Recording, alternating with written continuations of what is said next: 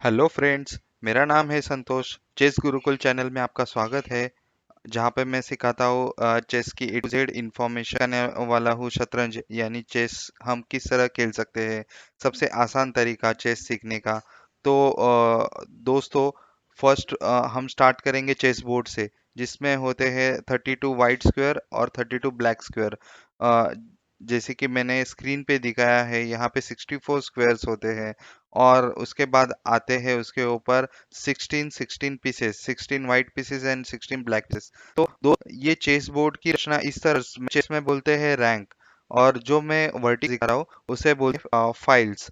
तो यहाँ पे जनरली अगर आप चेस बोर्ड देखोगे तो उसके ऊपर लिखा हुआ रहता है, उसे बोलते हैं A file, B file, C file. ऐसे A B C D E F G H तक होता है, और यहाँ पे नंबरिंग होता है जिसे हम रैंक बोलते हैं।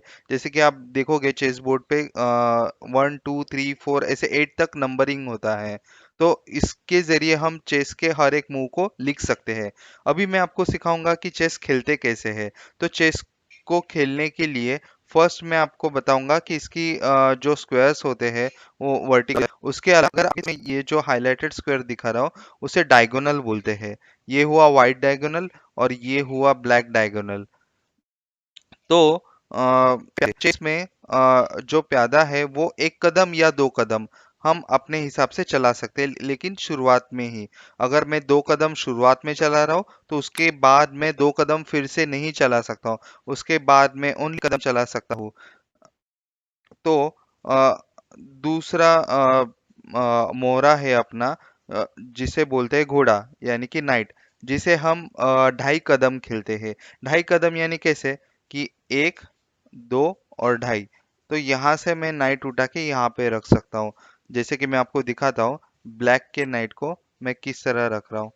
तो ब्लैक के नाइट को और 2.5। तो हमारा अगला मोहरा है जिसे हम कहते हैं ऊंट, यानी कि बिशप, जिसे हम ओनली डायगोनल पे खेल सकते हैं। अभी ये जो मेरा ऊंट है वो ब्लैक पे है, तो ये ब्लैक डायगोनल पे ही चलेगा, ब्लैक स्क्वायर पे ही चलेगा। वो वाइट के स्क्वायर पे नहीं जा सकता है। वाइट के लिए मेरा वाइट बिशप है जो ओनली वाइट डायगोनल पे ही चलेगा। तो जैसे कि मैं आपको दिखा रहा हूँ, यहाँ पे ये जो मेरा प्यादा है ऊंट, वो इस घोड़े को मार सकता है डायगोनल चल के। और जो हमारा जो प्यादा है वो ऊंट को तिरछा मार सकता है, और वो चलेगा ओनली सीधा। तो जैसे कि ये जो ओपोनेंट का प्यादा है, ओपोनेंट का सिपाही है, वो मेरे इस ऊंट को मार सकता है। अभी हमारा अगला मोहरा है हाथी, जिसे कि चेस में रुक बोलते हैं। सो इसे दिखाने के लिए मुझे इस प्यादे को खेलना पड़ेगा। तो मान लेते हैं ओपोनेंट ने इस प्यादे को खेल दिया। तो अभी ये जो हाथी है ये हॉरिजॉन्टल एंड वर्टिकल चलता है। जैसे कि मैं वर्टिकल इसे यहाँ तक खेल सकता हूँ, और अगले मूव में मैं उसे हॉरिजॉन्टल भी खेल सकता हूँ। जैसे कि इस हाथी को मैं हॉरिजॉन्टल यहाँ तक खेल सकता हूँ। तो इस तरह हाथी चलता है। अ, दोस्तों, अभी अपना अगला मोहरा है जो कि चेस की जान है, जिसे चेस का हार्ट बोला जाता है, वो है क्वीन। क्योंकि क्वीन को चलने की कोई पाबंदी नहीं है। वो डायगोनल चल सकता है, वो सीधा चल सकता है, वो आड़ा भी चल सकता है। यानी कि हॉरिजॉन्टल, वर्टिकल, डायगोनल हर तरीके से वो चल सकता है। जैसे कि मैं आपको दिखा रहा हूँ यहाँ पे, अगर हम वजीर देखेंगे तो वजीर सीधा भी गया। अभी मान लेते हैं ओपोनेंट ने कुछ ऐसा मूव खेल दिया, तो अभी जब मैंने वजीर के ऊपर फोकस किया तो आपको देखने को मिलेगा कि वजीर यहाँ तक जा सकता है, H7 तक। वजीर हर दिशा में, मतलब कितनी दिशा में वो दिख रहा है देखो, जो आपको ग्रीन स्क्वायर दिख रहे हैं, यानी कि वो उतनी चालें चल सकता है। वो पीछे आ सकता है, वो डायगोनल चल सकता है, वो आड़ा चल सकता है। तो इस तरह वजीर को ज्यादा पावरफुल माना जाता है चेस में, इसी वजह से, क्योंकि उसे चलने की कोई पाबंदी नहीं है। वो मौका आने पे डायगोनल भी चल सकता है, सीधा आड़ा अपने हिसाब से चल सकता है। अभी नेक्स्ट अपना मोरा है, जो जो कि जिसके लिए हम चेस खेलते हैं, जिसे बचाना बहुत जरूरी होता है, वो है राजा।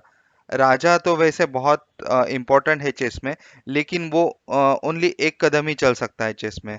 अ, जैसे कि ओपोनेंट ने सपोज अभी अभी मैं आपको दिखा रहा हूँ कि राजा यहाँ पे एक कदम ही चल सकता है, मतलब कि अगर मैं राजा पे यहाँ पे क्लिक करूँ तो वो उससे ज्यादा नहीं चल सकता। मतलब कि एक स्क्वायर वो बाजू में या सीधा चल सकता है। तो राजा के लिए जो चलने की वो पाबंदी है।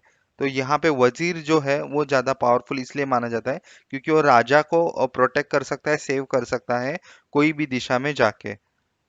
तो दोस्तों, अगर आप देखोगे चेस में, तो आपको समझ में आएगा कि यहाँ पे जो ब्लैक किंग है वो व्हाइट स्क्वायर पे है, और जो व्हाइट किंग है वो ब्लैक स्क्वायर पे है।